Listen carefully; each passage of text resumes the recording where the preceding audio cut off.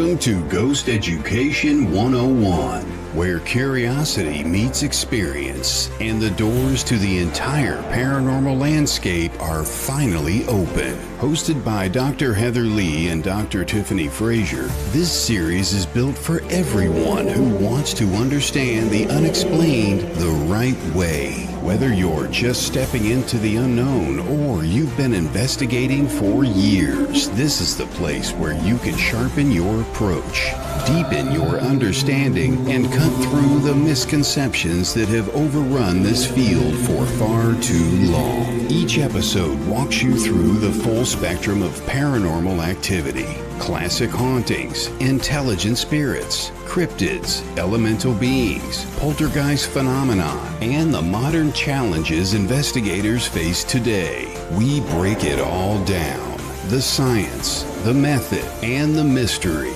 without dumbing it down and without drifting into theatrics. Grounded in research, history, and real-world investigation, Ghost Education 101 is your classroom, your laboratory, and your gateway into the most compelling unexplained experiences on record. Learn, question, discover. Welcome to Ghost Education 101. Now, here are your hosts, Dr. Heather Leigh and Dr. Tiffany Frazier.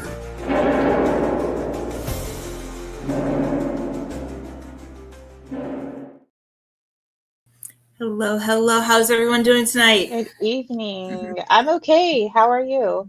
I'm good. Tired, but good. I'm here. Yeah. I always get my second win when we start the show, so I am looking forward to this tonight. Yeah, for sure. Tonight, those of you who have watched Ghost Education 101 in the past know we've had Kenneth on a couple times. We had him on a couple weeks ago with our psychic panel, and I'm looking forward to having him back. I view him as a really good friend, someone who always reaches out when he knows I need something, because he always just has a feeling that he needs to say hi. So he always does it at the right time. So I'm not even going to make him wait. I'm going to bring him on. Hey, Kenneth, how are you doing today? Pretty well, and yourselves? Good. Yeah, you always seem to know when I need to talk to somebody, because I always get a message that says howdy in Facebook when I'm having a rough day.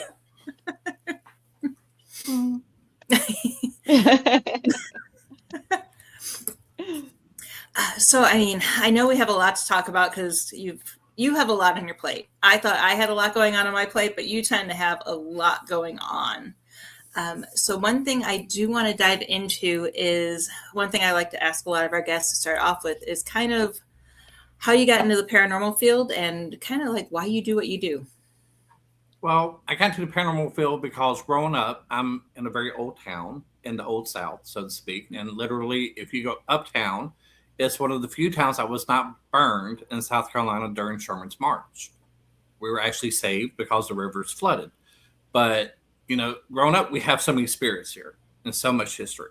And when I was a kid, went out to my family's old plantation and sitting in my dad's old Jimmy, I looked to my left and there's a gentleman in period clothing, and I looked in front of me and there is a bloody slave looking back at me. So that kind of started me on learning about my abilities, and then getting to know my mother's side of the family, which is where they kind of descend from. You know, they all have the ability, and most of them too scared of it. Mm-hmm. The only other person I know of my family that really has accepted it was my great grandmother. And that woman was off the chain. You could walk in the front door, she'd be in her kitchen, she'd tell you, "Oh, you're pregnant, come here, let's eat." Oh. That's awesome. That's awesome. So you work with a lot of historic locations. Can you tell us, when you walk into a location, is there anything in particular you're looking for? No, I like to go in literally acting like a dumb blonde and have nothing in my head. Okay. No comment. I like, yeah. I mean, my thing is this. You know, when I first started getting into the paranormal, dealing with teens, being a psychic, a lot of people judge you and think you're fake. And I have come across a lot of psychics over time that, you know, they do a little bit of research before they go anywhere. And that's kind of helped me develop, you know, don't do it. go in with a blank slate. That way you have a little bit easier validation on what you're reading or what you're picking up on. So it's always best to kind of go in like a dumb blind. Yeah, no, I completely agree with that. But, unfortunately, I can't do that. So I've never developed my skills. People say I have them, but I just never developed them just because I want to know the history of the place before I go there. And that's just me being nosy. And So, Kenneth, what's your take on, because I'm a firm believer that everybody has the ability to some extent. We do. Everyone does. You're born with the very basic. And the ability, a lot of people think, oh, you can pick up spirits, you can do this, you can do that. At least in my belief, we're all born with it, but it's not meant necessarily to read spirits or the energies around us. It's to keep us connected to nature and the energies she puts off so we can detect when things are about to happen. But over time, with historical influences, with wars and all the other things that we know about in history, is just like everything else, it develops and it changes over the millennia. So now we can pick up with spirits.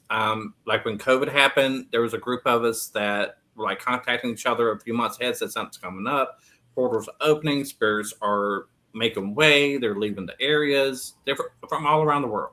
And then when COVID happened, we're like, okay, this is what was going down. That's so interesting you bring that up because I have a bit of a theory. So prior to COVID, I used to be a YouTube mommy vlogger.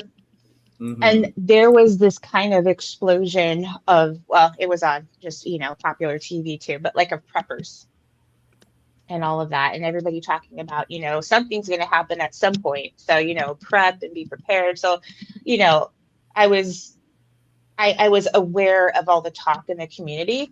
Do you think that kind of mentality, when it is on such a large scale within the population, do you think that can kind of help move things along in certain directions? As in what, abilities or? I guess in like kind of a collective thinking type of way.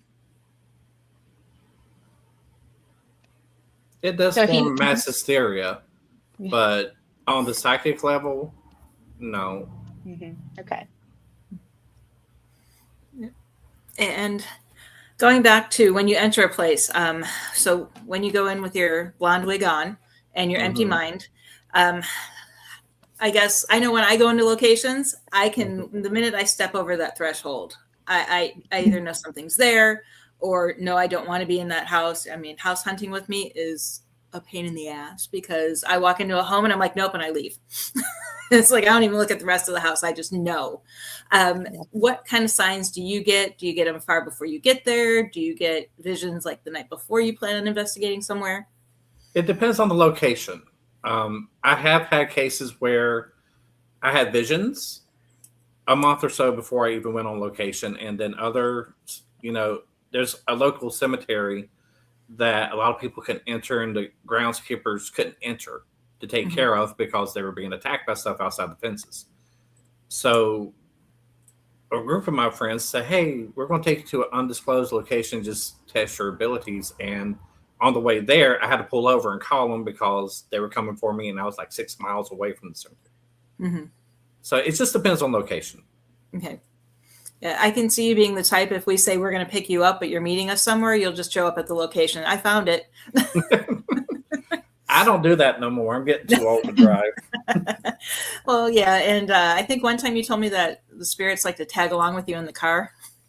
Yes. Oh, boy. Yeah, I don't like when they do that. Yeah, I wouldn't either. Yeah, thinking you're alone in the car and looking in your rearview mirror and seeing someone sitting back there. Yeah, that happens quite a bit. Even like the house I live in, the people that lived here before me, they reported like 2 weeks after I moved in that there was a male figure that they kept seeing in the front bedroom. And I'm like, okay, well, that's nice to know because about 4 days after I moved in, I'm in the kitchen washing dishes and the old lady walks up behind me and starts talking to me. And when I tried to see who she was and how she's tied to this house, because it wasn't built till the early 60s. And she just gave me this look, put her shoulders up, turn around, walk down the hallway. Next thing I know, about 20 minutes later, I hear her and an old man fussing in my bedroom. And now I got all this antique furniture from out of the Smith Collins funeral home in that front bedroom. So yeah, every night's a rave.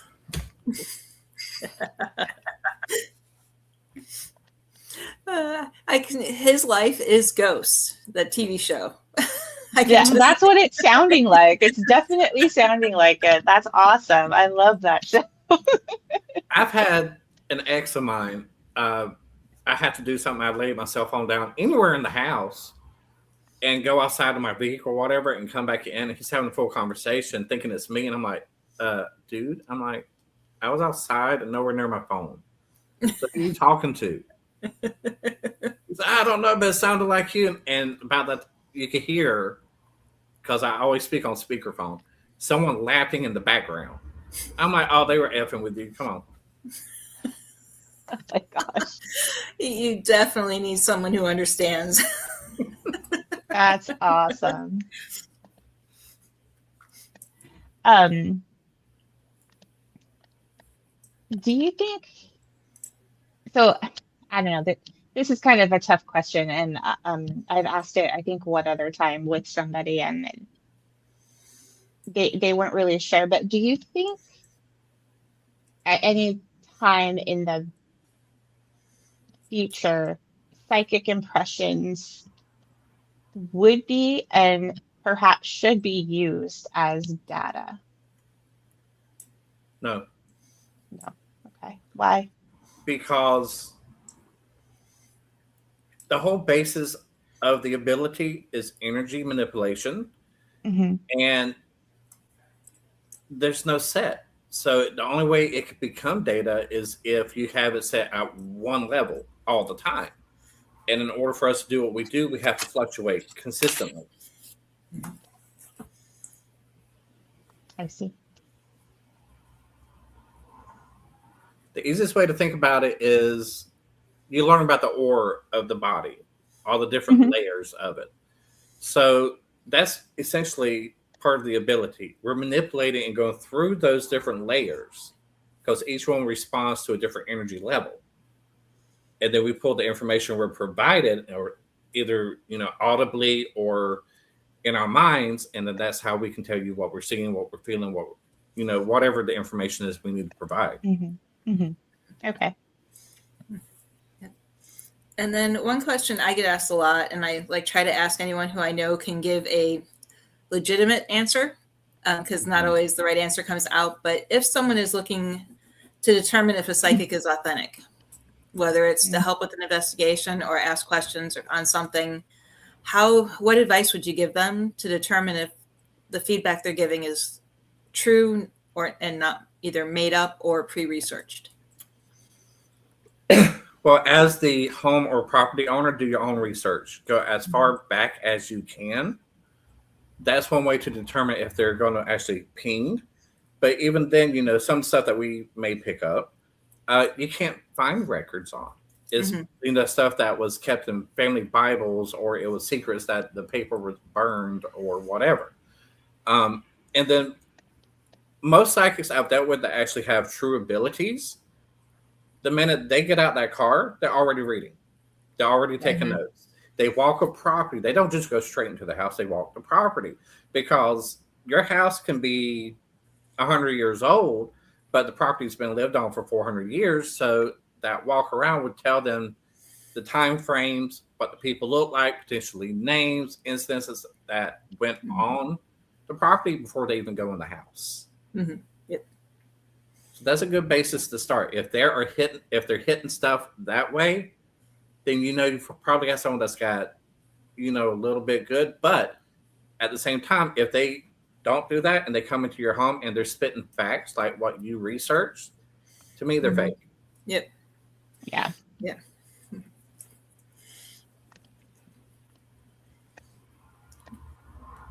Have you ever, what's the most unexpected piece of information you've ever come across? Or have you? The most unexpected? Mm-hmm.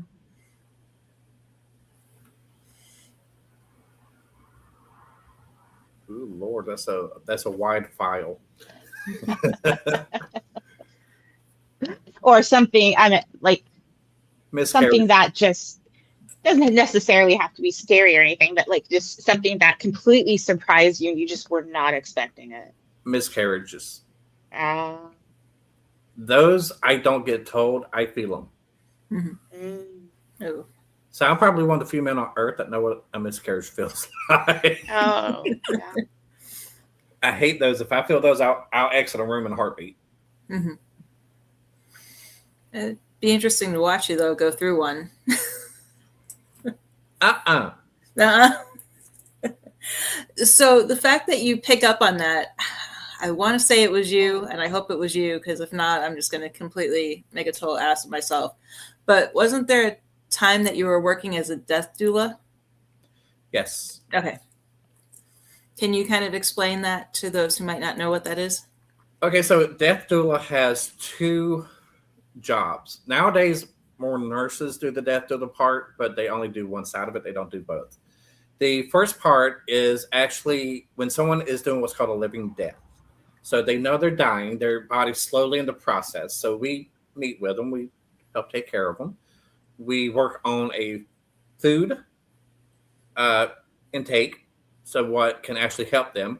We also put them through practices where they, through a form of hypnosis, so to speak, they get to feel what death is like going through the organs as they shut down, so they become familiar with it. And they, through this process and other tests that we have to do with them, they learn to accept death and can tell when it's coming. But usually when you do a death doula, you also, just like a lawyer, you give them full ride over everything. We're above the family members. So if you're the one dying and you know your daughter peed you off and you don't want her around, then we can legally have them removed. We do have that legal aspect. But then the other half, which is slowly being cut out unless you find someone that does both, they have to be psychic, because we're there in the presence when you pass away, but spiritually and with abilities, we're waiting for you on the other side, and we're there to help you cross over. Okay. And then once you get over, you know, if you go into judgment, if you're Christian, we don't mess with you at that point. Okay.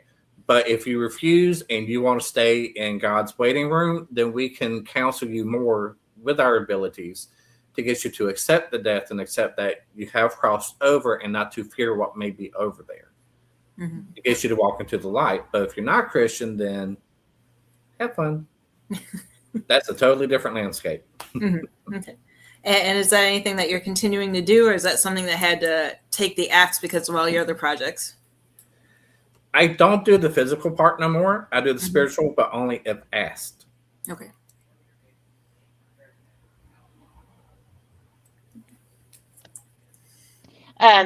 It's really cool that you helped explain that, because I've heard of death doulas, but I wasn't familiar exactly with what exactly went into it. So it's a lot. It definitely sounds like it, because I guess like a lot of people, I kind of had the impression that it was kind of like, you know, when you have a hospice nurse at the house, that was kind of my take on it. But obviously that it's so much hospice. more. I hate hospice. They give you the shot. And you have to be psychologically strong, because I mean, for me personally, I don't think that's something that I could handle. Yeah, no, I don't think so either. I could not. After a while, you get used to it psychologically. With some people, and I don't want to sound mean, it's the smell of death when it comes around. That tends to get to me more. That's why I stick with the spiritual side and less of the physical. I can't stomach it. And then when I'm trying to deal with them and focus on them, and then you got their loved ones coming around. Yeah. That makes it even harder, because you're trying to listen to them and deal with them, and then you got this other chatter coming around. Yeah. Meanwhile, grandma's telling the grandkids to shut up. I'm trying to talk here. Yeah.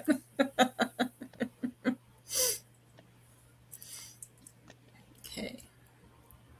Do you have any other questions, Tiffany, or you want me to continue down my list? I think you should continue with your list. So going back to spirits seem to be everywhere with you and you don't like driving because they show up in your car. Just one experience I had several months ago was in an antique store, and this little old man just followed me around the whole store. And he wasn't alive. He was just this little old man. And he just kind of followed, didn't say anything, it was like, I told my mom, I'm like, I need to leave because this guy is not leaving me alone. And she's just like, okay. Do you stay away from antique stores as well? Nope. No? I love them. Okay. I love them. The bigger, the better. Okay. Yeah, I love them too, but there's just some that I can't go to because they give me creepy vibes or I'm just not left alone. You need to put your foot down before you even go in. Say whatever spirits are there, do not mess with you. You're there to shop. Yep. And if they want to relay a message, they know alternate ways of doing so. Just put your foot down, they'll leave you alone. Okay. Yeah, because that was going to lead me to my other question is when you have so many spirits trying to talk to you at once, how do you handle that? Tell them to shut up. So, you are very forward. But do they listen? And if they don't, what do you do? If they don't want to listen, I treat them like a bad little child. I will take them to their room and I will lock them in it. And how do you do that with a spirit? Oh, I got my methods. Okay. Most people, I'm afraid to see what he has locked in his basement. Lucky for you, I ain't got a basement. So everything's stuck in the rooms. Oh. This is going downhill quick.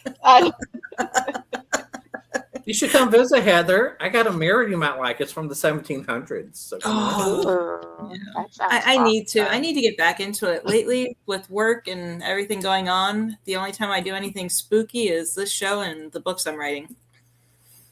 Oh Lord, writing books. I know. That's I miss it. We were driving through. What was the name? Bartlett, Texas. Mm-hmm. We were driving back from Austin and there was an accident on the highway. So we took the back roads home and it was, old 95 and it went through 7 ghost towns on the way home. And I'm like, oh, I'm writing about this one. So I have to go back. But then this one was an abandoned downtown and it still had the cobblestone road and all the original buildings from the, the 1700s, 1800s. And it was just, it was an old West town that is completely abandoned, but all the buildings are still there. And of course, me, I had to pull over, and that was the closest I've gotten to paranormal in I don't know how long. Oh, I have my kids would be so impatient. They are impatient, so I can't do that. I have to hope I'm alone if I see something cool and want to pull over to take a look. We definitely need to get to South Carolina. We have on the Ghost Ed list. I do have South Carolina on there, Key West, and then David Oman still wants us to come out to his home. Yeah, I know. Well, come to Marion. I'll take you to some old places. Yeah. And we need to go. I mean, I know this isn't haunted, it could be haunted. I don't know. It's been years since I've been there. But if Aw Shucks is still open, we need to go there and eat their food because I really like their food, unless it's gone downhill. If it's in South Carolina, it probably went downhill. Okay. It was in Charleston. And it was called what? Aw Shucks. It was a seafood restaurant. I don't know if they're still there. Okay, they might not be. This was back in '94. Then they probably aren't there. They got a lot of new restaurants. That's the last time I was in Charleston. Yeah. Do you have a? I'm sorry. No, go ahead. I was just going to let Ansel sorry. know that I'll send him the name of that town. I have your email and I'll send that out. Do you have a favorite type of location that you like to investigate? No. Bring them all on. Bring it all. Yep. But do you prefer historical locations or newer locations? I prefer a newer location with a historical twist. Because something was there prior. Something was always there before. Yeah. And I know I don't believe in this, but a lot of people do believe that spirits are tied to a property, kind of like we were just talking earlier about the TV show Ghosts, where all these ghosts are tied and stuck and they can't pass the boundary. Is that something that maybe you are just oblivious to, or do they have free will to roam wherever they want to? A majority have free will, but the thing that kind of ties some spirits to a property is that there was something traumatic that happened, and then they just can't get out of that loop, so they constantly relive it, and they're stuck to that property. Mm-hmm. Okay.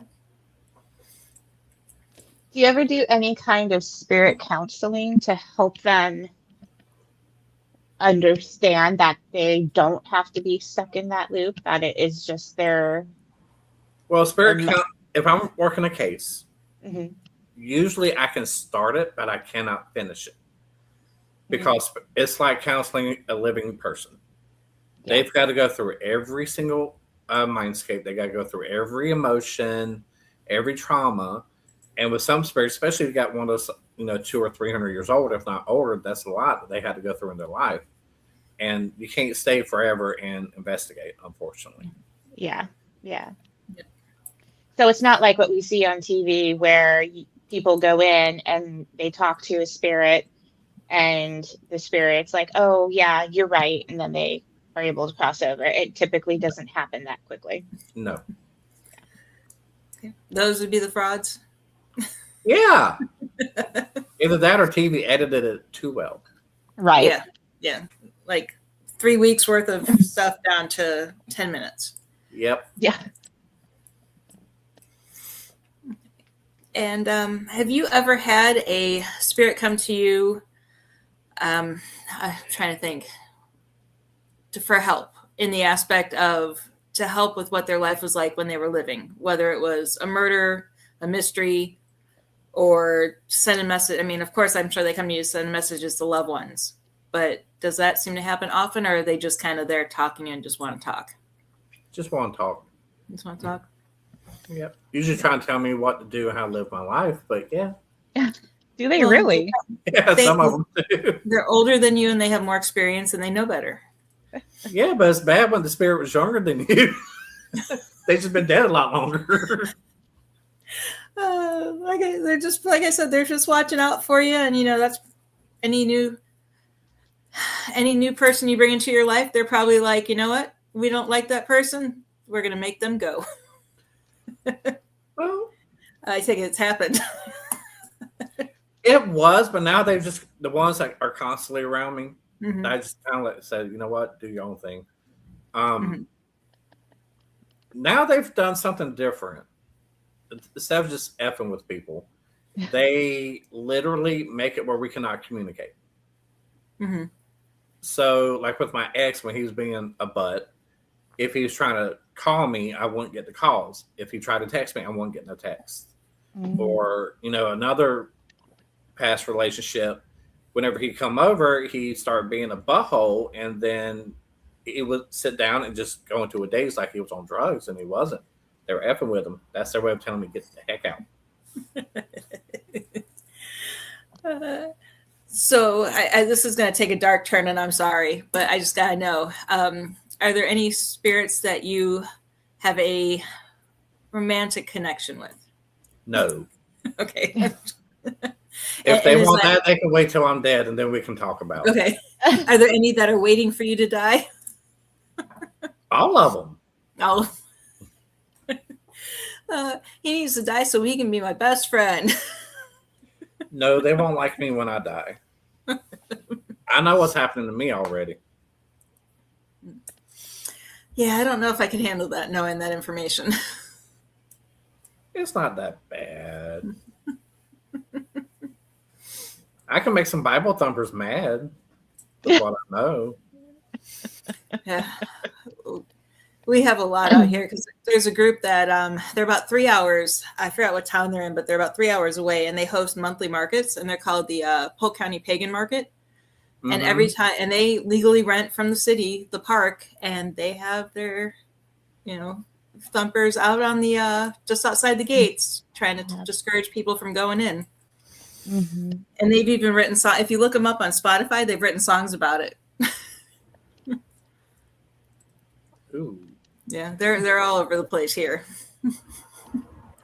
Yeah, they can't do that here. Yeah.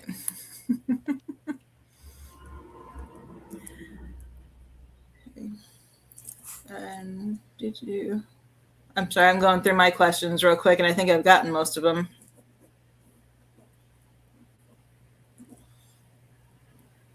Come on, Tiffany. Okay. It's your turn. What what about being a psychic? Do a lot of people, I guess, kind of romanticize that is incorrect, that we actually don't understand?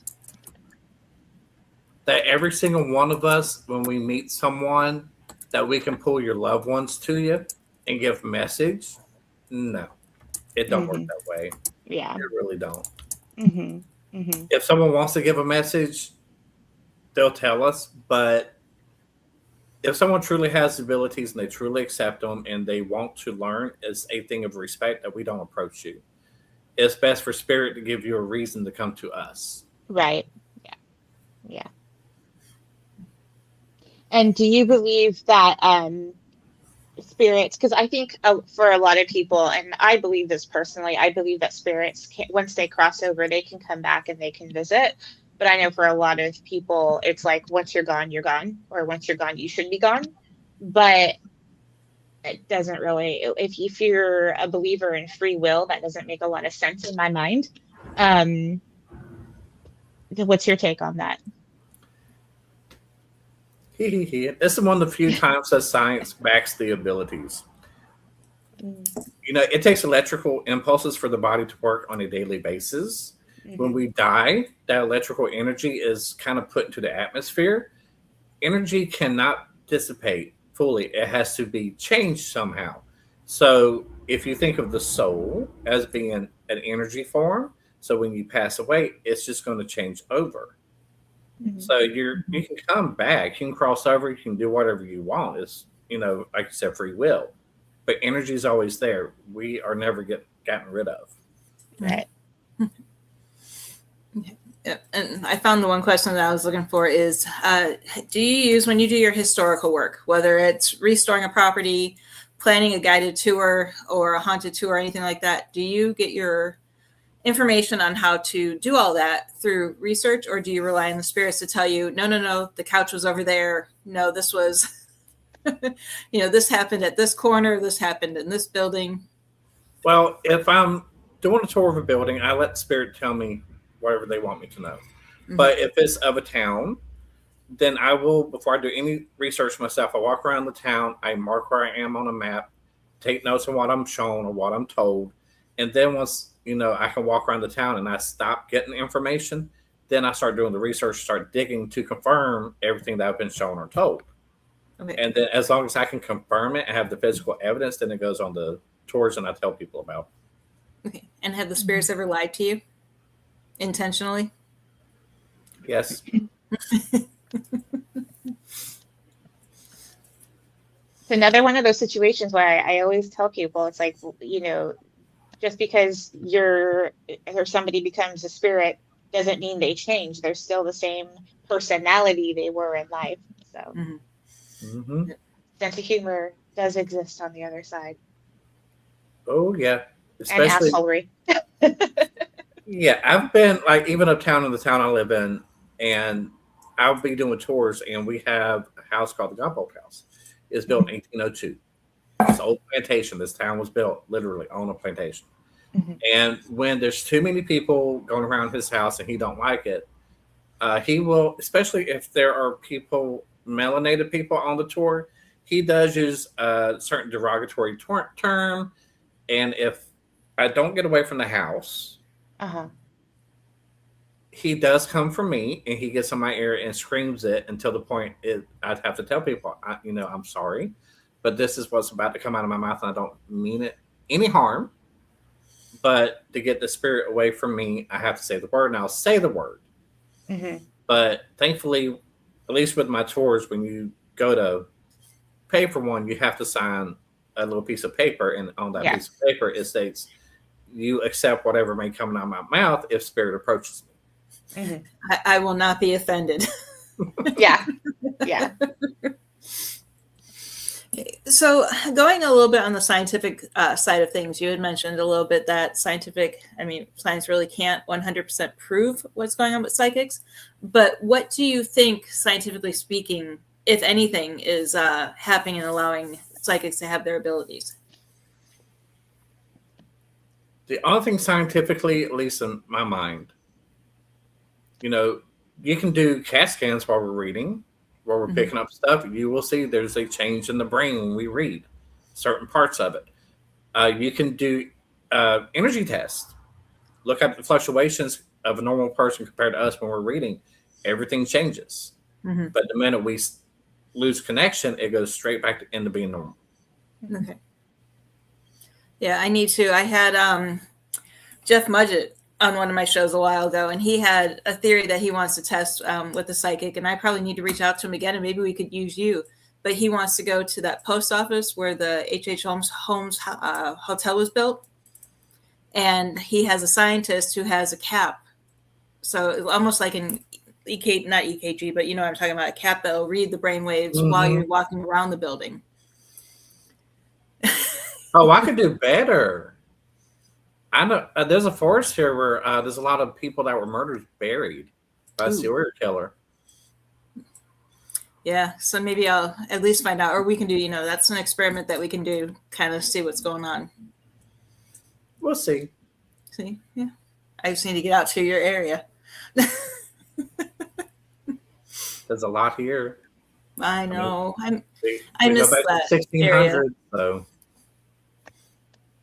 Shoot, you ain't been to the heart of the old South. That's the town I'm in. No. I was born in Virginia, but we lived on a naval base, so that kind of really wasn't really considered the South. I'll tell you, this is how bad it is here. Our local historical association held a chili cook-off about a month ago, and I set up a tent trying to get some tours. And I had people come and praying over me because I offer ghost tours. Yeah. Okay, yeah. Yeah, that happens. Mm-hmm. Heather, I think I shared with you somebody, when I first started with DPI, I took my family to the location where we had just investigated, because it's a museum and it's beautiful. It's a beautiful property. So I took the family down there.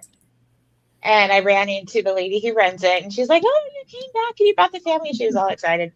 And she had a group of friends who just stopped in to say hi. And she told me, she said to them, she goes, "This is Tiffany, and she's with the paranormal investigation team that was already here." And one of the ladies, literally, her eyes went to the floor and she did a beeline right past me, straight out the door. My daughter looked at me. She goes, "What?" And I go, "It's okay. I'll tell you later." Yeah. But it's true. Like it's crazy. Yep. In Vegas, it wasn't like that at all. Everybody, it's completely different. Yep. Yeah. But so what you're saying, when I come to South Carolina, I shouldn't wear my sweatshirt that has a Ouija board across the chest? Do it. Yeah, I mean, you'll spark up some pretty interesting conversations. I can say this though: if you do it in the town I'm in, I got some hot spots for you, but you will not find any spirits here. At least if I'm with you, that's going to mess with you, because one of my assistants, she's been out with recorders because she does paranormal investigations. And I've offered people on tours, and if you say my name and how I am with the spirits, they all tell you I'm a friend of theirs. Of course. Yes, we like Kenneth. Yeah, but if I walk away, they'll F with you. Yep.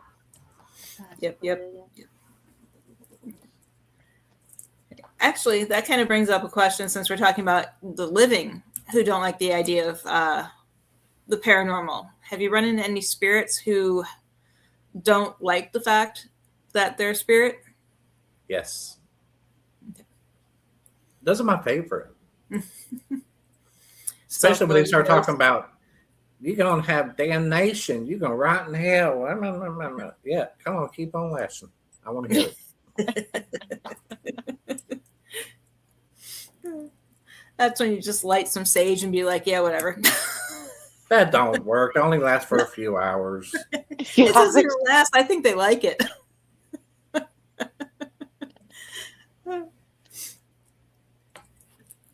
Burn some sulfur. That'll get them going way quicker. Yep. Okay. So do you ever just have conversations with spirits, like the ones that you were talking about in your house? Do you just like ever shoot the shit with them, and or is it kind of like, yeah, you're here, hi, how are you? And The only time they really want to speak is if something's going on. Like if there's something in my antique room, I've got that 1700s mirror on a wall, and then across from it is 1800s buffet, and it has a mirror on it, so there's a loop there. Now, when something's trying to come through that doesn't need to come through, they'll let me know in a heartbeat. They'll come wake me up or drag me out of bed, literally. Mm-hmm. And then I have to go in there and do blessings and take the mirror down. But other than that, they usually don't mess me as far as talking. They just like to roam around the house and beat crap and move stuff. Or show themselves at the corner of the eye when I try to talk to them. They just walk off. No, it's called a husband. It's called a pain in my butt. Don't sit and stare. It makes me feel a weird way. So have you ever had a moment that made you actually question your abilities? Every day. Every day. The biggest thing that makes me question my abilities is when spirits want to be dishonest. Mm-hmm. And they tell you scenarios that have happened, or they show you stuff that they've made up in their own minds, and so that's what they relate to you. Mm-hmm. And then you're like, okay, after a while, years of doing this, you kind of learn when they're doing that. And it starts making am I going crazy? Because this one keeps showing me the same thing over and over, telling me these names over and over and giving me dates, and nothing's aligning. Mm-hmm. And it really makes you think you're going crazy. Mm-hmm. Yep. Do you ever go back and do research after you've done an investigation to see if anything that you picked up psychically corresponds with research? With me, no. Okay. I leave that to whatever team I'm working with. They do the research. Mm-hmm. My whole thing, or the way I think, is if you're asking me to go on location, I'm not doing research beforehand. I'm not going to do research afterwards. Mm-hmm. That's the job of the people without the abilities. I'm there to let them know what's around that they can't see. I'm there to give them facts and to break through the lies the best I can to get the truth. So that way, whoever's living in the house can come to some type of peace arrangement with them, or help to get them off the property. Mm-hmm. Mm-hmm. Okay. Yeah. And real quick, it looks like, we have Anton visiting us. I forgot to say this earlier, but he is a regular watcher of ours. Hello, and thank you for joining us. And it looks like someone who else I haven't seen in a while, Father Torres, is joining us. So welcome to watching the show. Hope everything is good with you.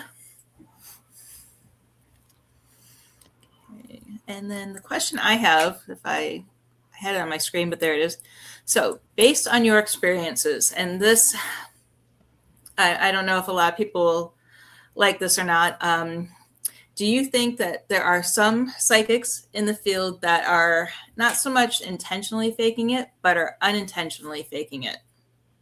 If that makes sense. It does.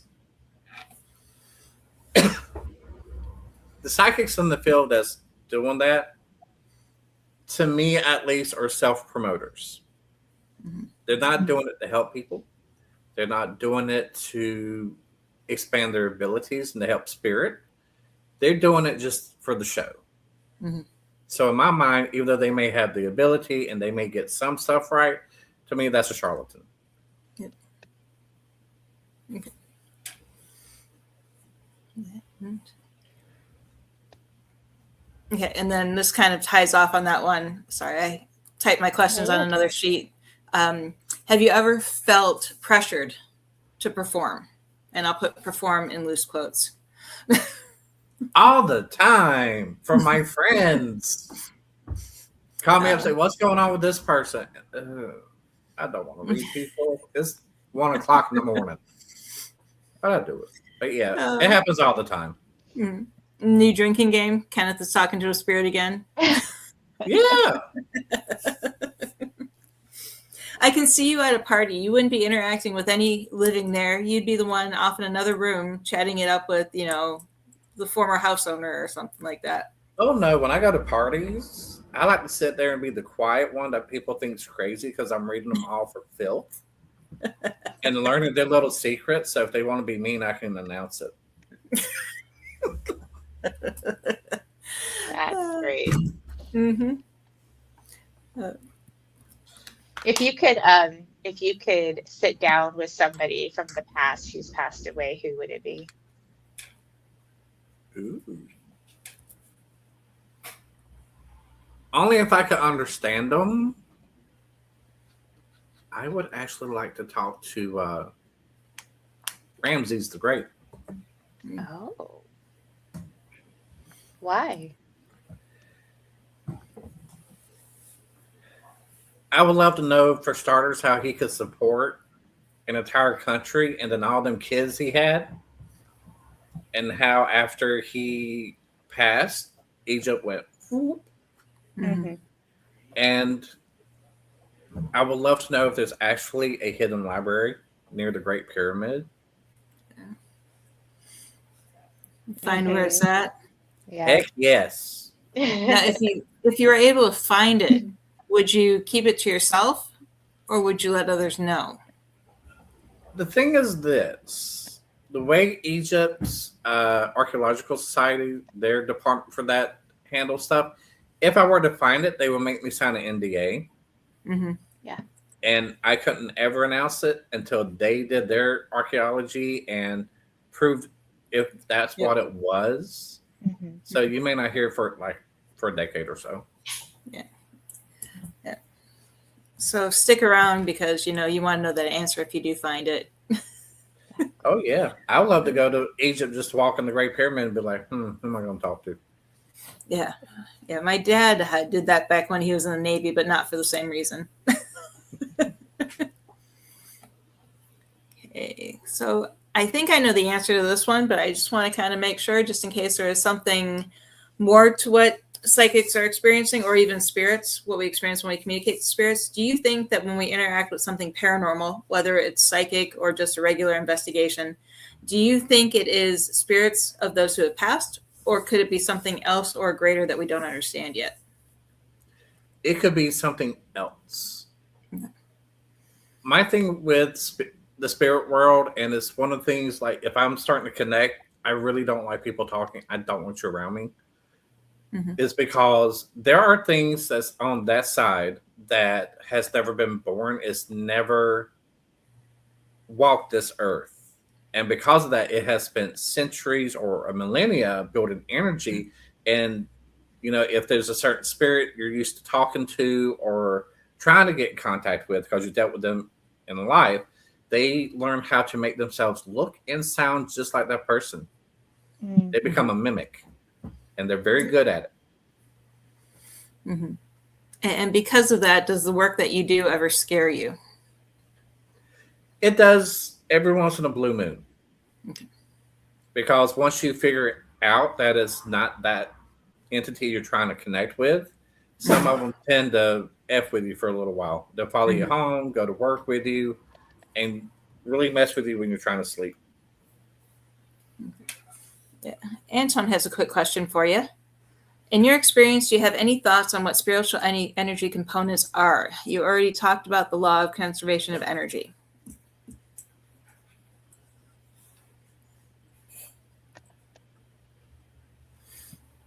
Let me know when you're done reading so I can reveal your face again. You can reveal. Okay. That's a very deep question. That's the first time I've ever been asked that in over 20 years. Well, we want a deep answer from it now. Oh, that's one of them things I have to sit on and think about. We got time. No, you don't. That'll be something I'll get back to you with. I'll give them the answer and let them get back to you. Okay. Yeah. Maybe we can do just either a one-off video, or we could just type up the answer and we'll post it on our page. That sounds good. Okay. I had a question and it just like it floated away. Went away. It did. It did. One moment. Yeah. Wrong moment. So I think for a lot of people, and especially people who are non-believers, and I'm not psychic, but like Heather was saying earlier, when we walk into a location as an investigator, you feel it. You can just feel if something's going on. Now, whether there's spirits there or perhaps it's kind of like a mystery type spot where there's just like crazy vortex of energy going on, you can feel energy. How do you, what does it feel like, and does it feel different with different types of energy for you? Because I know for me, it's not like a prickly feel. Not always. It's not always like a prickly feeling, but it's more of like, you know, you're not alone. Like you feel like something is just like right behind you, and it doesn't necessarily mean that there's just a spirit behind it. Just that's just how I kind of interpret, like, okay, something's going on around here. Do you have those experiences, and does it change with different types of spirits or different types of hauntings? It changes with different types of hauntings and the spirits. Mm-hmm. When you're not in tune with your abilities, what you're feeling is a form of empathy, which is good because that can allow you to actually attract whatever spirit or spirits you need to approach you. They'll come a little bit closer because they can feel that you're on a similar level to them. But with me, if I'm at my full spectrum, I get similar feelings. I get the empathetic feelings. I feel how, if they were sick or how they died, at the same time while I'm hearing them and seeing certain parts of their lives replaying in my head. It's like little mini movies. So it just depends on location and on the spirits.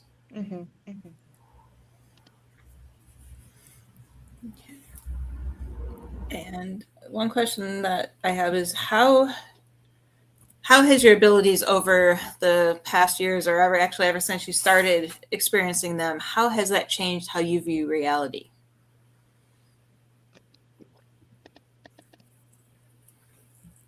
In all honesty, I think reality is hell. But there's lessons that have to be learned in the living that we have to take over into the spirit realm with us.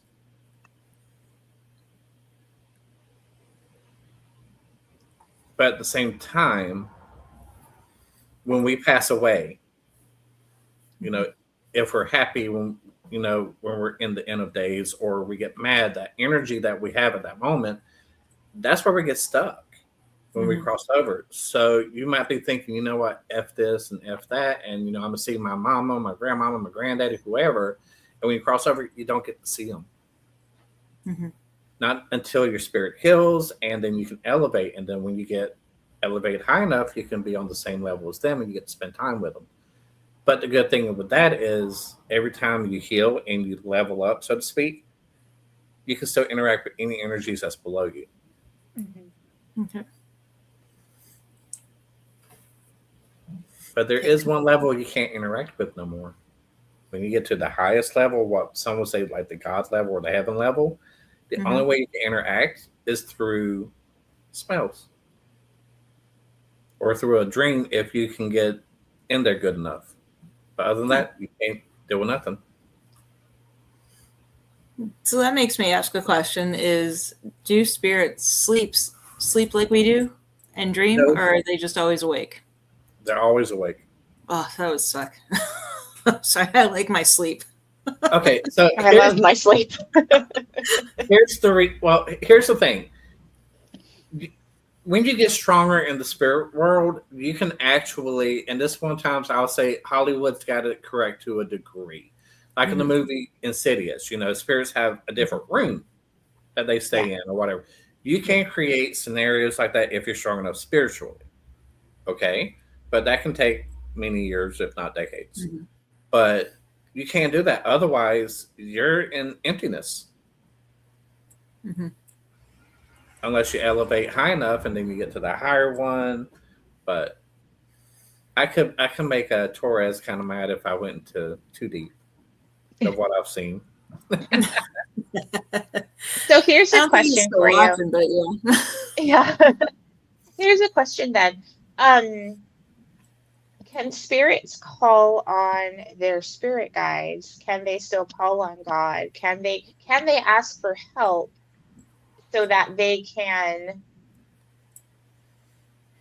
I guess what I'm trying to ask is, when we're in life, we're used to calling on help, whether it be through religious aspects or spirit, what have you, whatever you believe in. Most people, it somehow, some way, in some point in their life, have asked for help from a higher power. So do spirits do they just forget?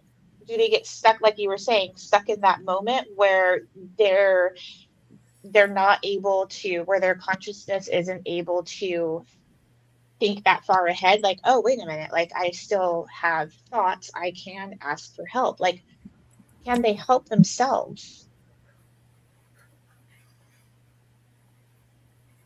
If they get stuck in a scenario through something traumatic, unfortunately, they cannot call on a higher power. They have to relive it until they heal, or until someone like myself can come over and help with them. And there have been times when I've had to do something similar where, just talking to them and trying to understand them a little bit better, out in the distance, so to speak, I can see someone that they're related to that could help them. And once I get them to that energy level, then spirit takes over in helping them. I see. But unfortunately, as far as it goes to guides, once you pass away, they're gone. They've served their purpose. They've done their duty. So they do disappear.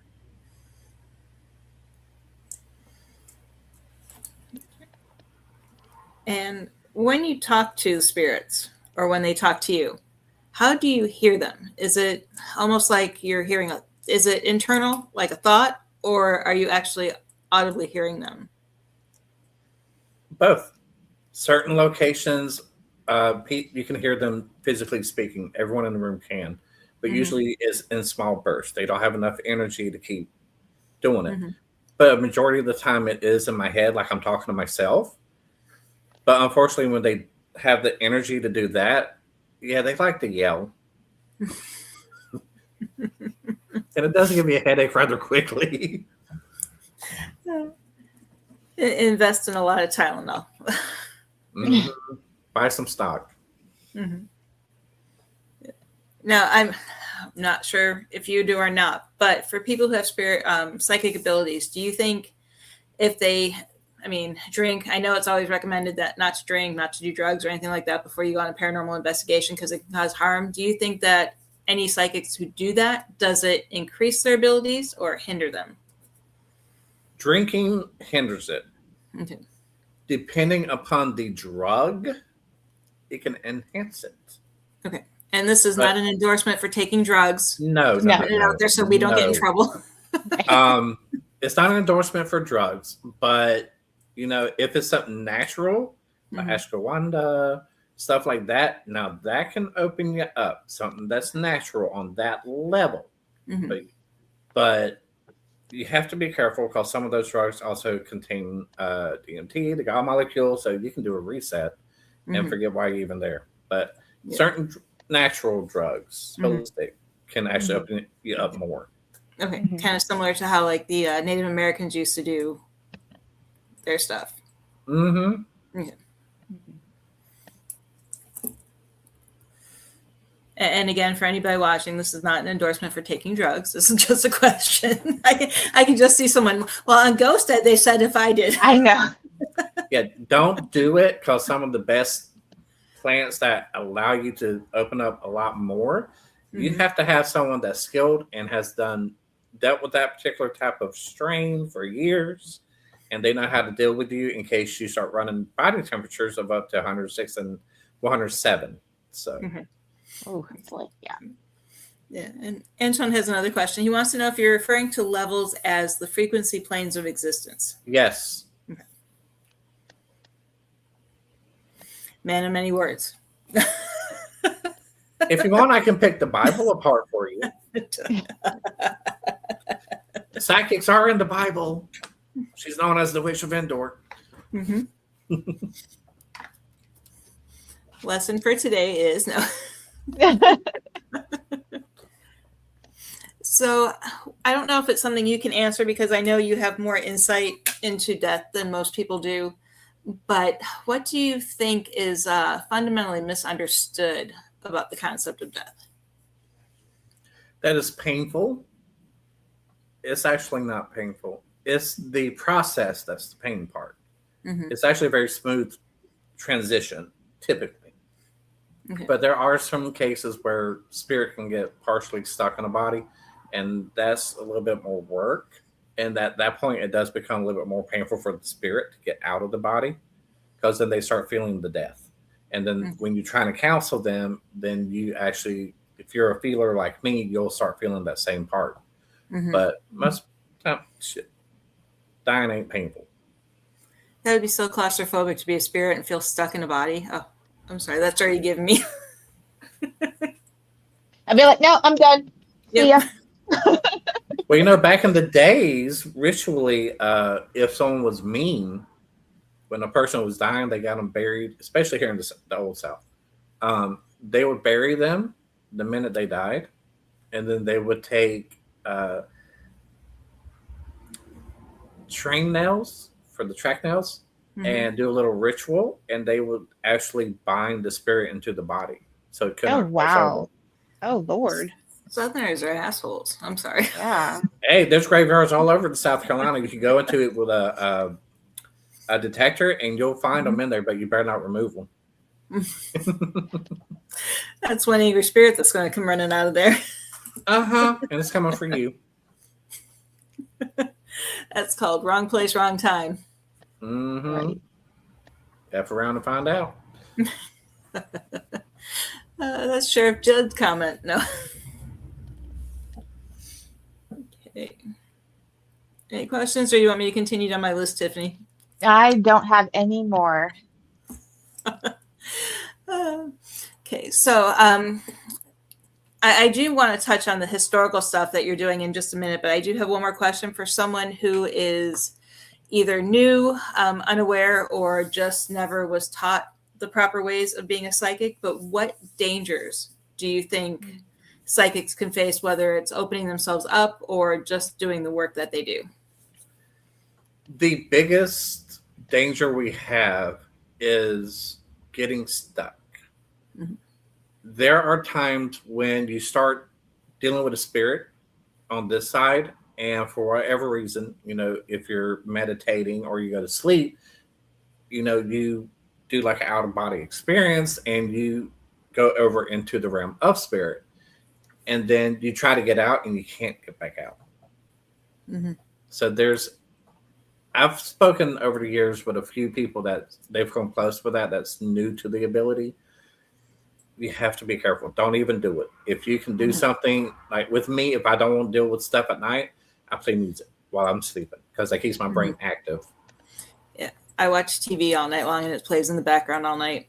Because I can't sleep. And once I fall asleep, and it's like even if the TV turns off and it's silent, I start having nightmares like immediately.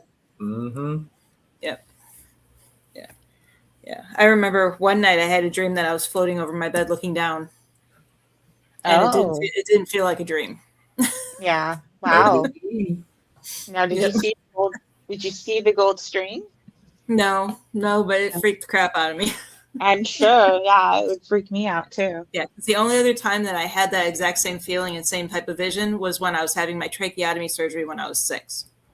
Because I can explain the whole surgery and what they did to me and what happened. Oh, wow. Yeah.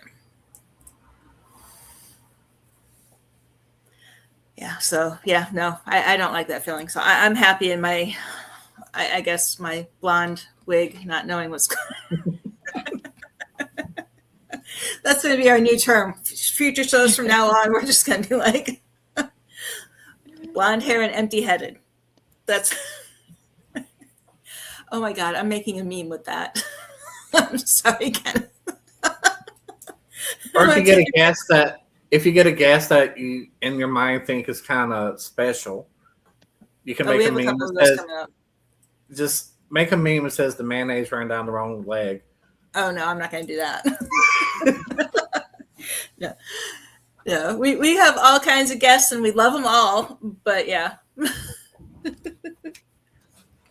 We've run into some interesting people on and off the show, but that's what makes the world go round. That is true. Wait till you die. It gets worse.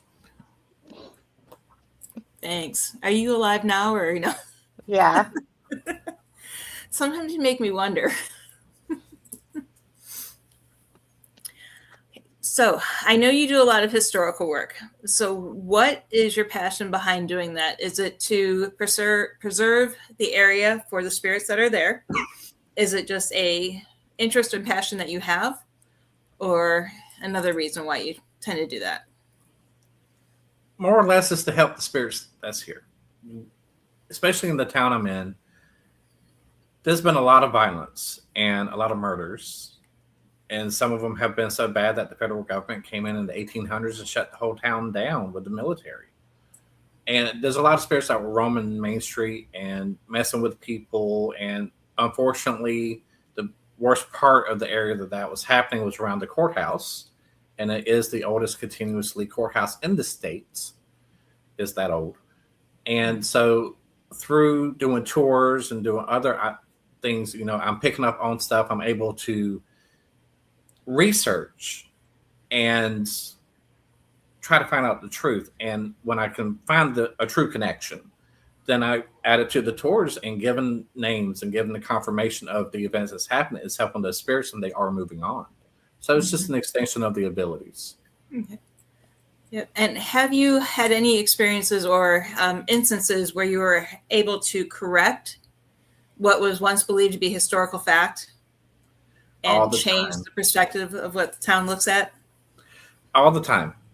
The biggest part was a lot of people think this town is, idyllic, old school Southern, and that nothing bad's ever happened here. And like I was saying a moment ago about the incident, 1871, there was a group that was started in Mississippi back in the 1860s called the Red Shirts, and they made their way here.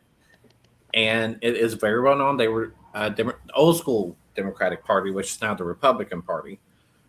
They murdered almost 1,100 people on our main street in a year.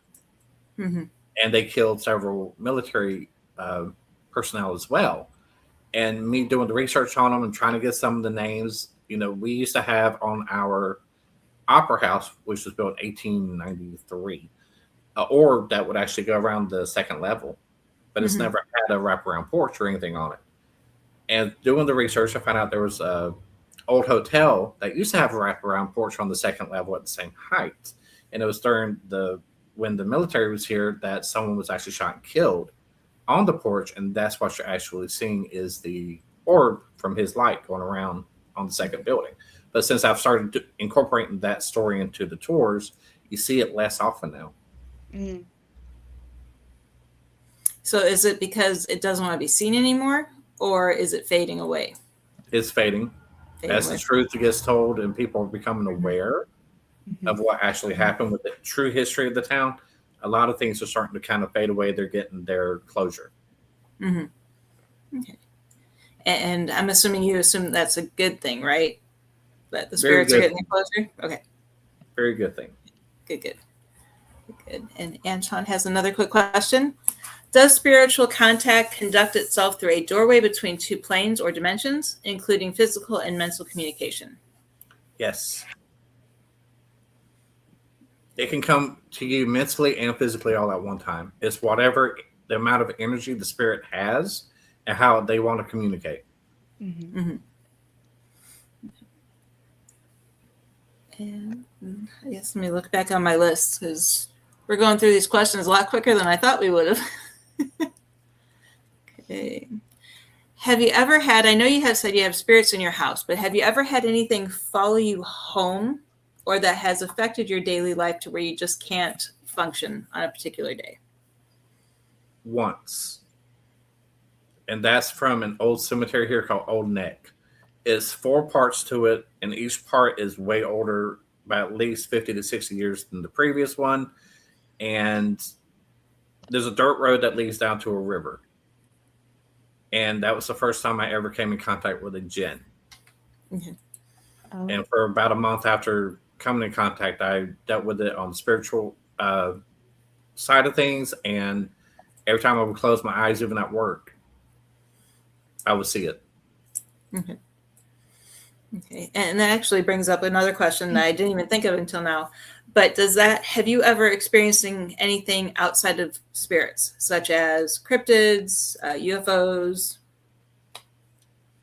Jinn, and I have once come in contact with what was, this took me a good while to find in research, was a Babylonian goddess. She was the queen mother, so to speak. She was known as the Mud Lady because she appears as a woman covered in mud. Oh. Wow. And that's only 2. Yeah.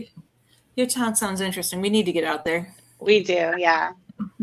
I'll take you to Old Neck. I got a lot of family out there. I've been to Charleston once. It was beautiful. Mm-hmm. I love Oh, it. well, when you come back up this way, it gets darker. Yeah, I'm sure. Yeah. We We did the touristy stuff. Well, we have one plantation here, and you cannot go on it. It was one of my ancestors, and my family's been here over 300 years, so I'm related to everything about it. But unfortunately, it was a location where they did murder slaves for people from Charleston and other plantations, and they threw their bodies in the mill pond. Oh. And you can go out there at night if you're lucky enough to, if they've got the gates opened. Mm-hmm. You can stand next to where the old water house used to be, because they had the mill pond, the water house, and then what was the old, where they used to grow rice. And then once they got done with rice, they grew indigo. And you can hear the water running going down into that lower field, and there's nothing going on. And then you can walk down the dirt road and have someone behind you filming you or taking pictures, and you'll have different color orbs following you all the way down the dirt road. Wow. And then when you get close to the old house, there's a black oak where it's one of the sadder points in my ancestry I don't talk about too often.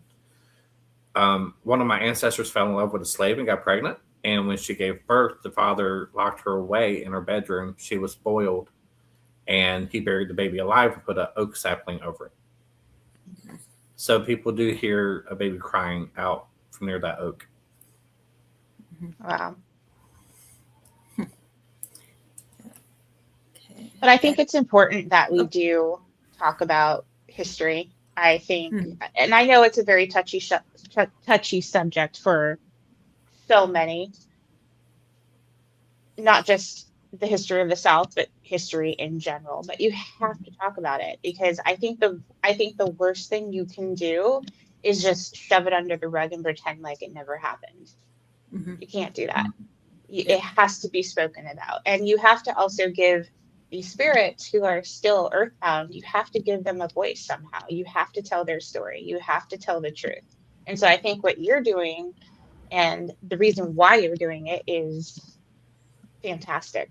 And please, for as long as you can, don't stop. Yeah. Oh, I plan on it. He needs to write a book. Oh, God. How about I just give you the information and I'll let you write it? Okay. We can do that for you. So do you want it pamphlet size? Do you want dictionary size? Dictionary size. Multi-series. Okay. Yeah. No, and Tiffany, you're right in that aspect, because like when I was publishing my Florida Civil War book, Right. I was so hesitant on writing a lot of the stuff that I put in there because you don't see it often because it usually gets censored out. But my publisher actually came back to me and was like, on the certain chapters that I still included the information, but they wanted me to expand on it. Yeah, Like, I mean, and they were all for, expanding on the things that most people don't talk about. And I was like, okay, I got free reign to do this. Yeah. And, and that's also on, for you, that's very brave, because you risk backlash from people who don't want to talk about it, who don't want the history told. And also for your publisher too, it's really sad how people just want to shut up the truth. It doesn't make sense. And it's like, well, like what harm would the truth bring to you now? Like what harm would that do to you? Unless it's just to prove that you're a terrible person. And the hardest thing too was because there's a lot of Confederate memorials. There's even a Confederate cemetery that is part of the book, and they wanted to put the Confederate battle flag on the cover, and they're probably going to do it because they wanted me to go to a particular memorial and get a photo of it. And any other publisher that I've talked to about it, it was like, no. They wanted to leave that stuff out and basically only focus on the northern experiences in Florida. But that's still part of our history. Yep. And it needs to be talked about. Yep. So one question I do have, because in my research, of course, there's a lot of legends out there that say, so-and-so existed, and now there's all these stories and people are seeing their spirits. And I've actually even disproved one of them in Florida. Have you ever been given information from a spirit, but were unable to prove it with documentation or even proof that that person's name ever existed? The person I could prove the scenario, no. Okay. We have a legend called the Warlock of the PD, and it's based around what's known as the Evans family. They're one of the original 10 families of the town. And supposedly his son and daughter-in-law wanted a new start, so they went up to PD, went up and crossed over into North Carolina. And after they get there, they settle down, they get a cow, they get a pig, a little farm going. And the husband has to travel for work. And on the first weekend that he's gone, this other family moves into the area, and the husband on day one goes over to the Evans household and looks at the wife and says, "You're going to give me your pig." And she said, "I'm sorry, I'm not. This is all we have." And when he walked off the property, the pig dropped dead. So she didn't like it. So when the husband came home, she told him. He didn't believe her. So he leaves and goes again, but this time instead of going to work, he went uptown.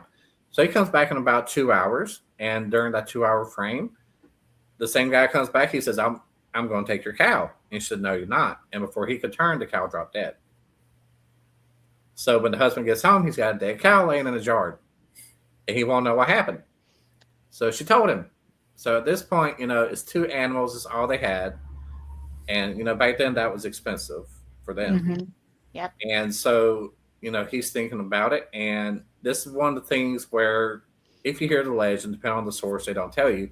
She goes and speaks to someone that practices a form of hoodoo. And they tell the wife to paint an effigy of this gentleman on the side of the barn and to shoot it with a silver bullet. So, of course, you know how their frame of mind was back in those days. They take the only silver fork and silver knife that they owned their name, which was gifted to them by his father. They melt it down and make a silver bullet. So they shoot it.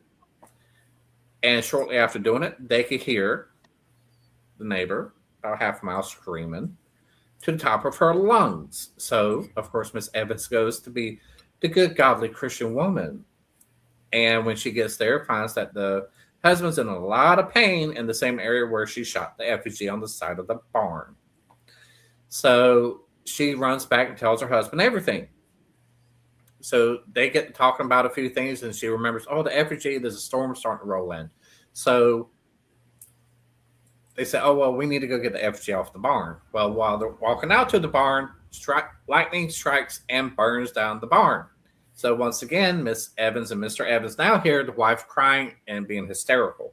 So they go over to the house, and her husband's dead. Wow. So the people, the names align with the time period and with the moving, but the rest of the story cannot be validated. Right. Okay. That would be a story I'd want to get validated. That Yeah. that sounds like a horror movie waiting to be told. It really does. And what's kind of unique is the town that they lived in. When they tore down the original jail, there was a stone where they used to kill people. They behead them and everything on it, or they tied to them and then beat them and other things. They moved it from the old jail, and it sits right in front of the courthouse now. So I want to go to that town. It's only like an hour and a half away from me. Your town sounds more like the Wild West out here, not the good old Southern Bible Belt. Oh, it's a good old Southern Bible Belt. They just like to hide all their stuff. Yeah. I like to dig it up. Yeah. Yeah, so the meme I'm going to make of you is going to be a blonde wig with a shovel. Do it. We need to talk more often. We let too much time go between talking with you. Okay, so I know we still have some time, but I have a couple questions that I kind of created as like a rapid fire that I was going to do towards the end, but I have a feeling these are going to lead to more questions as we go. Okay. So no thinking unless you want to think. Last time I tried rapid fire questions, it didn't quite go quick because the person was like, even he said, he's like, these aren't rapid fire. But anyway, here I go because so spirits, are they energy or consciousness? Energy. Demons, real or misunderstood? Misunderstood. Ouija boards, tool or danger? Tool. Most haunted place you've ever experienced? The Smith Collins Funeral Home. And one thing people get wrong about psychics? That we want to do readings for everyone in the world. No, we don't. Okay, see, you made that simple. I did that one week and he's like, these aren't rapid fire. And we ran out of time. I like the rapid fire. Yeah, those are good. Yeah. I think we might implement that or put that in the show moving forward because that's kind of like a fun way and a fun thing to just get some quick questions out there. Mm-hmm. So, and real quick, Caroline joined us and she is headed to Seguin, Texas. That should be fun. The Magnolia Hotel is one of the ones on my list. Fun. Yeah. Any questions, Tiffany? I've kind of went through what I had. I went through what I had. Yeah. Anything that you want to add, Kenneth, before we kind of let you go? Ooh, we got a question. Oh, yes, we do. Nope. Welcome to the show, Ginger. So the difference between energy and consciousness. Energy is what we release when we pass away. That actually can hold within itself the consciousness. Because it's all part of the energy flow that we created and put back into the atmosphere. Because otherwise, as a psychic, when they show us little movies in our heads, that is the consciousness part. They're letting us see things, but it cannot exist outside of the energy because it has to constantly have energy to provide the answers and to interact with us. I'm just putting a little post out there, letting everyone know to ask any questions real quick before we start ending the show. This is kind of a Q&A. Thank you guys for asking your questions. But if you have any more, get those in so we can make sure we cover them before we go. And definitely need to have you on again. And we need to get your tour company up and going so we can expand it. Yeah. Shoot, it's already expanding. No, we got to get to Texas. Oh. Well, you let me know where you are, and I'll look into it because for me to do it up in Raleigh, which is more haunted than I thought it was, is costing almost $500. And there's certain places in Texas I know for a fact will cost me over $1,000. Yeah. Yep. So just got to see where we got to go. Where I'm at in Texas, and I'll message you the name because I don't want to say it on air, but there's someone here who has kind of cornered the market in the town. Is it who I think it is? I think so because I can't even get into the city to do a lecture at the library. Oh. I'll tell you this. I will tell you this. If it's who I think it is, they just got closed down out of Myrtle Beach. The city of Raleigh is closing them down, and so are several other towns because they lie on their tours. Nope, not that one. Oh, darn. I was looking for another location. I'll send you a message. Okay. It's someone that we know from a past organization that we were a part of. Oh, good grief.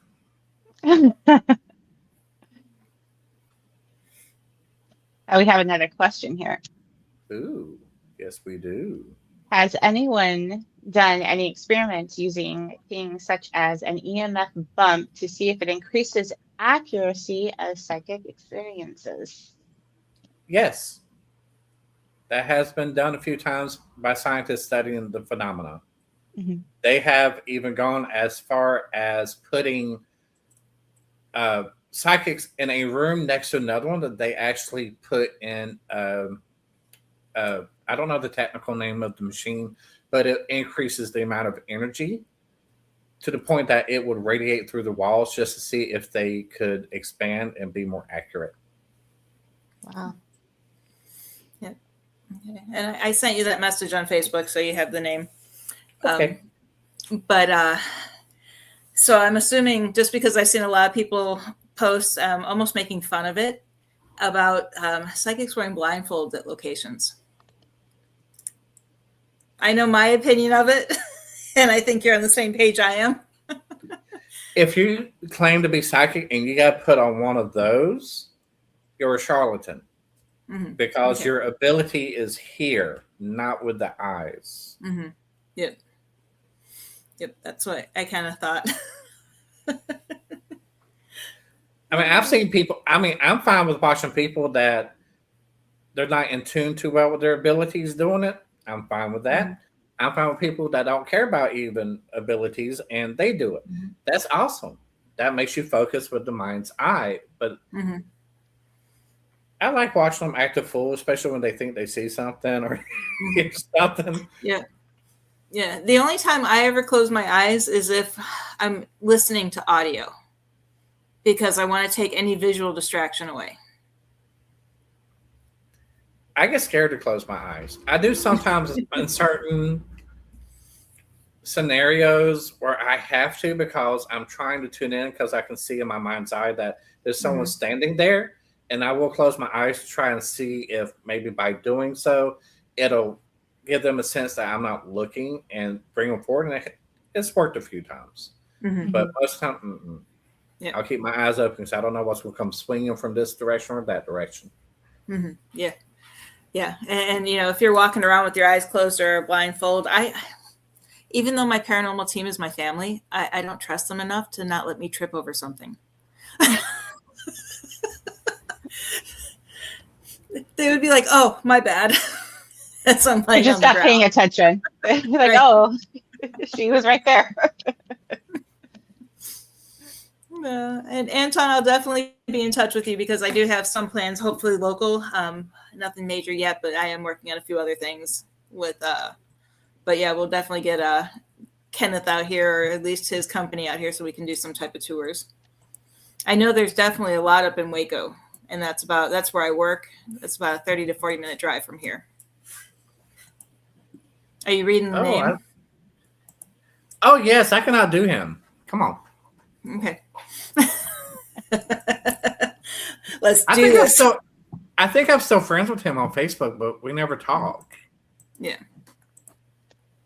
But yeah, no. I could outdo that. Okay. We got this. Okay.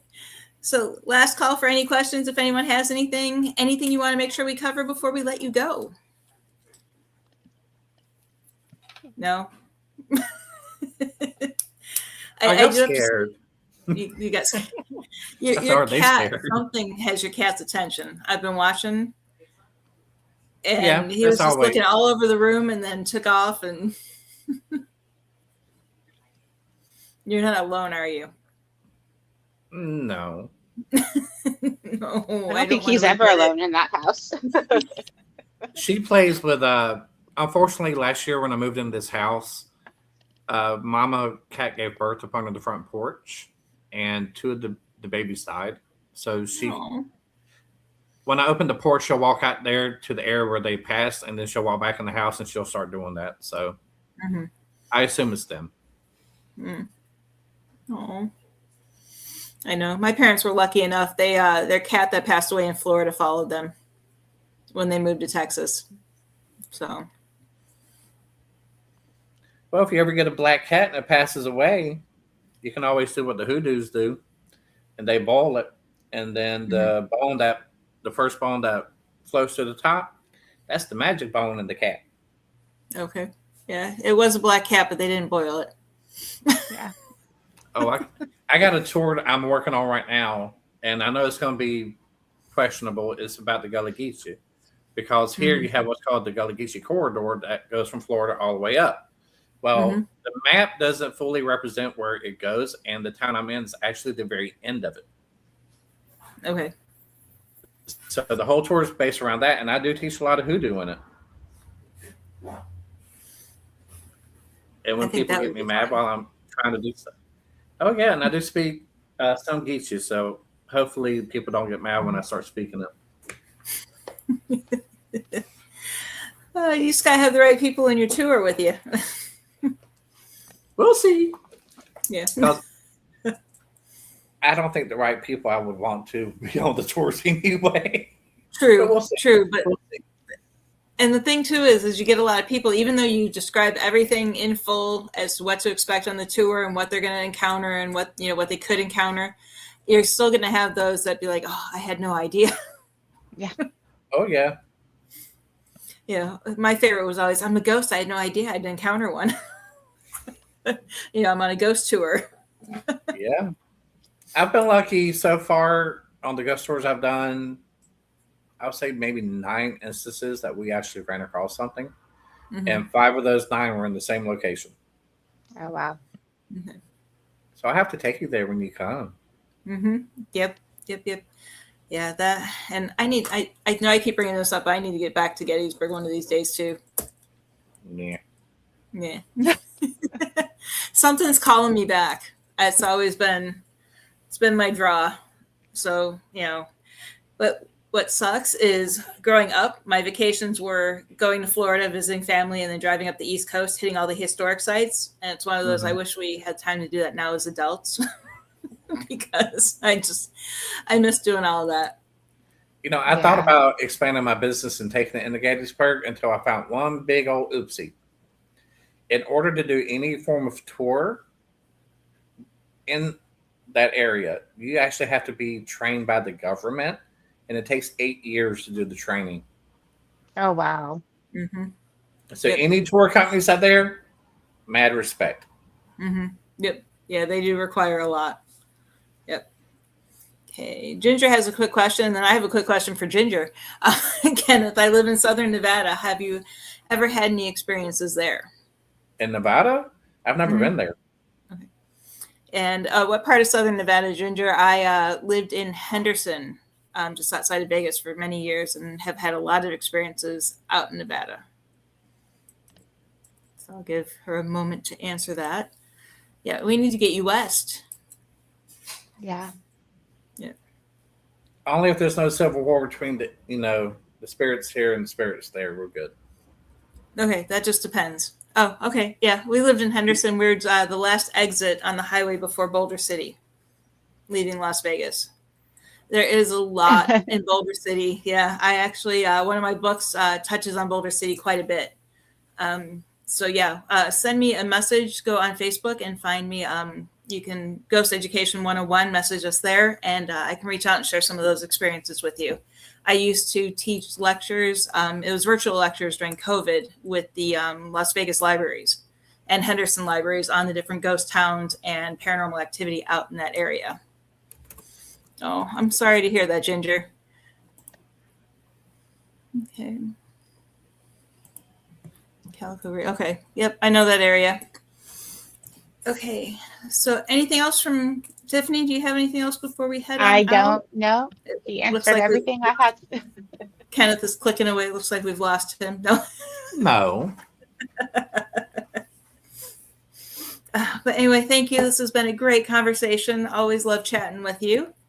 You definitely give us me more insight into a lot of things that most psychics don't either know or don't share. I tried to Mm-hmm. go deeper next time. Go deeper next time. Okay, we'll definitely get you rescheduled.